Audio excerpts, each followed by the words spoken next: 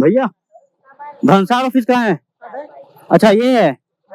अच्छा okay okay. इस तरह का पेपर्स देंगे जिसमें से कि एक होगा आपका कैश पेमेंट रिसिप्ट डॉक्यूमेंट्स और दूसरा होगा ये भंसार जो ये वाली है। तो 10 दिन के अंदर अंदर ही आपको नेपाल छोड़ के वापस इंडिया में एंट्री लेना है। तो उस टाइम जो है आपकी व्हीकल को सीज कर लिया जाएगा और आपको व्हीकल नहीं देंगे।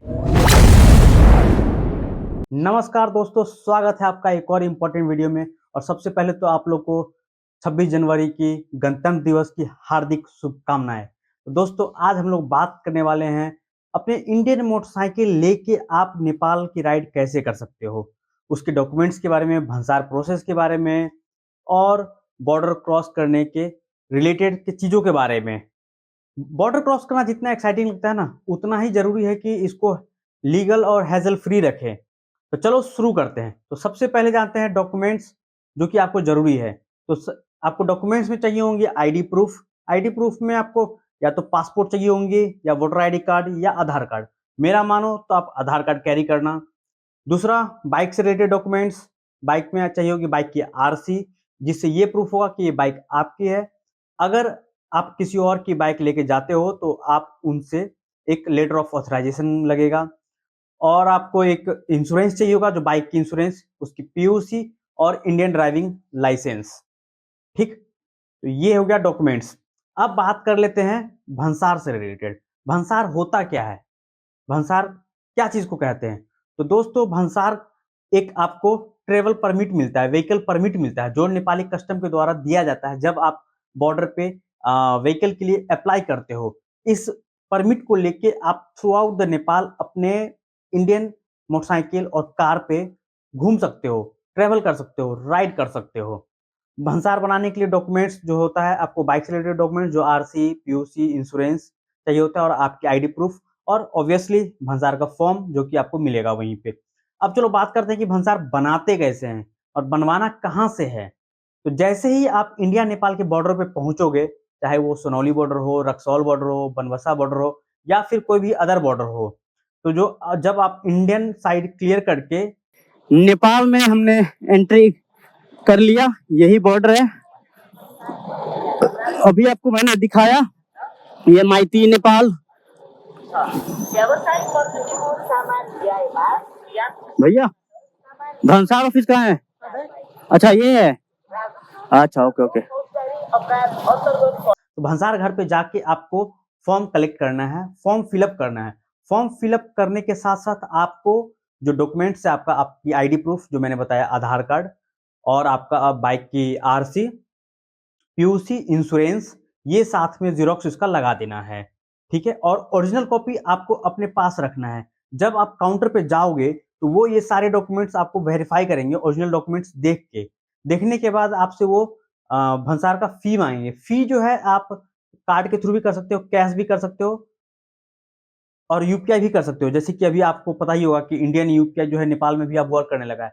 अगर मेरा मानो तो आप क्या करना, नेपाली जैसे आप नेपाल में एंटर करोगे तो वहीं पे कहीं पे आप मनी एक्सचेंज करवा लेना और नेपाली करेंसी ले लेना। तो सिम कार्ड की जरूरत है तो सिम कार्ड ले लेना। मैंने यहाँ पे पीछे जो दुकान है मेरे, मैंने यहाँ से सिम कार्ड ले लिया और मनी एक्सचेंज भी कर लिया। तो नेपाली करेंसी में आप पेमेंट कर देना। नेपाली करेंसी में जो पेमेंट होगा वो 200 रुपीज पर डे के हिसाब से आपसे चार्ज लिया जाएगा। और आपको जो भंसार मिलता है ना, एक बार में मैक्सिमम 14 दिन के लिए आपको मिल सकता है भंसार। इसके अलावा मतलब आप और भी दिन रुक सकते हो, 30 दिन का भी बनता है, लेकिन आपको वापस से फिर से बनवाना पड़ेगा भंसार।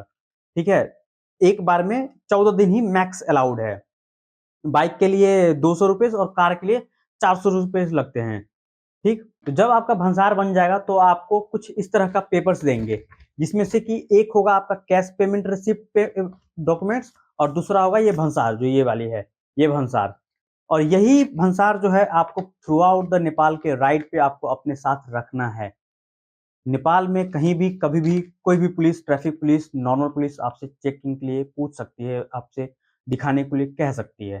ठीक है, तो चलो आप, मैं मानता हूं कि आपने ये वीडियो देख के भंसार से रिलेटेड चीज जान गया और आपने भंसार बनवा लिया बॉर्डर पे। तो अब बात कर लेते हैं थोड़ा सा सेफ्टी और रूल्स के बारे में। तो आपको जैसे पता होगा कि नेपाल में भी वही रोड रूल्स फॉलो होते हैं जो कि इंडिया में फॉलो होते हैं। वहां भी लेफ्ट हैंड साइड ही ड्राइव कर सकते हैं और राइड करते हैं। ठीक है, और ट्रैफिक रूल्स भी लगभग लगभग सेम ही है ट्रैफिक लाइट्स का, तो वो तो throughout the world same ही रहता है, जो रेड ग्रीन एंड येलो का। बस थोड़ा बहुत होता है कि कहीं पे स्पीड लिमिट का ध्यान रखना है, ऐसा नहीं कि आप मतलब स्पीड लिमिट बहुत ज़्यादा है। और दूसरा चीज़ आपको जो ध्यान रखना है ये कि भंसार मान लो आप बनवाए हो 10 दिन के लिए, तो 10 दिन के अंदर अंदर ही आपको नेपाल छोड़ के वापस इंडिया में एंट्री लेना है। अगर आपको और रुकना है तो आपको भंसार अपना एक्सटेंड करवाना होगा। और भंसार एक्सटेंड कहाँ होगा?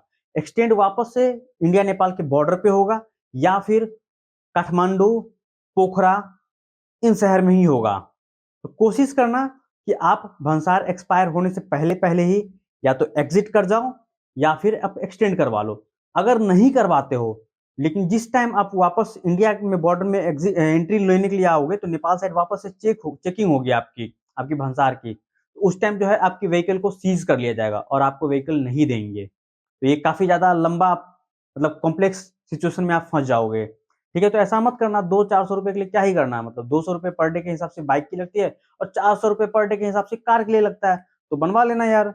ठीक है, तो दोस्तों ये था नेपाल में अपने इंडियन मोटरसाइकिल, इंडियन कार लेके ट्रेवल करने का पूरा कंप्लीट गाइड, स्पेशली भंसार से रिलेटेड और डॉक्यूमेंट्स से रिलेटेड, और भंसार से रिलेटेड डॉक्यूमेंट्स क्या क्या चाहिए होते हैं, पैसे कितने लगते हैं, इसके बारे में।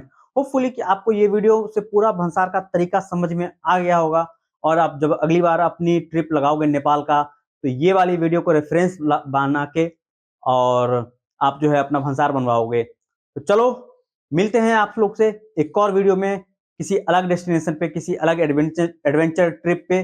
तब तक के लिए bye bye, ride safe and enjoy the ride.